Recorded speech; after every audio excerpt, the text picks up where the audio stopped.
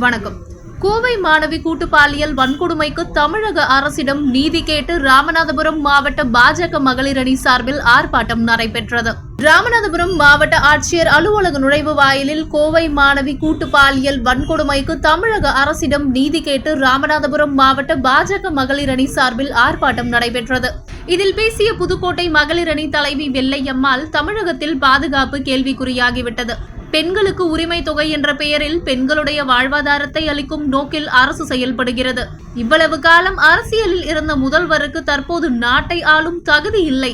எனவே பெண்களுக்கான முக்கியத்துவம் பற்றி தெரிந்து கொள்ள வேண்டும். அண்ணா பல்கலையில் மாணவிக்கு நடந்த பலாத்கார செயல் இன்னும் முடிவடையவில்லை. அதற்குள் கோவையில் மாணவி கற்பை சூறையாடியவர்களை பெயரளவிற்கு முழங்காலில் போலீசார் சுட்டு பிடித்ததாக கூறி வருகின்றனர். அவர்களை நெஞ்சில் சுட்டுக் கொன்றிருக்க வேண்டும். அப்பொழுதுதான் இது போன்ற செயல்களில் ஈடுபடுபவருக்கு பயம் ஏற்படும் என்றார்.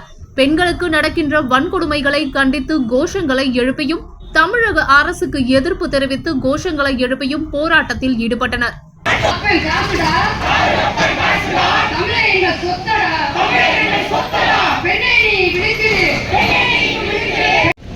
இரண்டு நாளுக்கு ஒரு முறை, வாரத்துக்கு ஒரு முறை நடந்து கொண்டிருக்கிறது.